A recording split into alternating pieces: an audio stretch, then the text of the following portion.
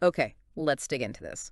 Welcome to our deep dive this week. We're unpacking a whole stack of recent tech updates, looking right at the sources you shared. Yep. And our goal here isn't just, listing features. It's about pulling out the important bits, the Mm, so what, really, to help you get a quick handle on what's actually changing in streaming, social media, AI, even a bit on the regulatory side.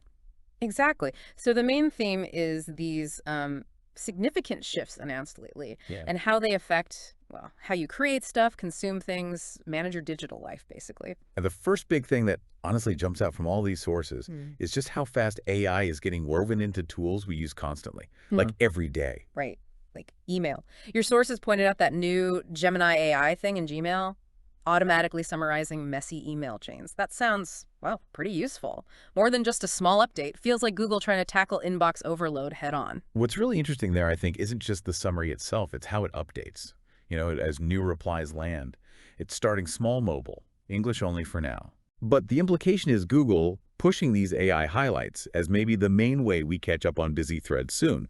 Though, crucially, you can still turn it off. You've got control. And it's not just text, is it? This AI push is hitting Google Drive too, but for video. Yeah, exactly. Which kind of makes you think about how we watch stuff. The sources say, for Workspace and Google One AI premium users, you can get summaries and insights without watching the whole video. Assuming captions are on. Assuming captions are on, yeah.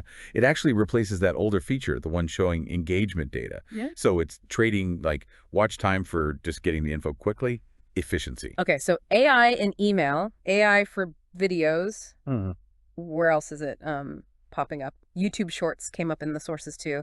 This lens feature. This feels very Google, doesn't it? Hmm. Blending search right into the content. So the idea is you pause a short tap lens and you can literally circle something, a plant, an animal, a building. Oh, wow. And it gives you visual matches, search results right there. You don't leave the app. It's beta, mobile only for now. And importantly, the source is stressed. No facial recognition. It's about making the video content itself searchable, keeping you locked in, basically. Interesting. Okay, shifting gears a bit from pure AI platforms are also tweaking how we see content, especially for phones. TwitchCon Europe had some stuff on this. Oh, yeah. What's fascinating there is how much they're leaning into mobile. They're actually introducing vertical live streams. That's a big change in format. For better mobile viewing, makes sense. Exactly. Gives creators flexibility. It's not just, following a trend. It feels like platforms actively pushing how live stuff should look on phones. And they bumped up the quality too, didn't they? Yes. There's an open beta now for 2K streaming 1440p for partners and affiliates.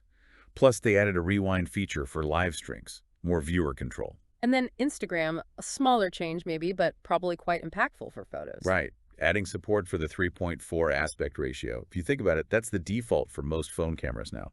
True. So this just means you can upload straight from your camera without that awkward cropping. It fits alongside the 4.5 they already support. It just feels like, well, an admission that vertical is king, even though you can still do square or 4.5. Okay, and quickly, before we pull it all together, there was that bit of regulatory news.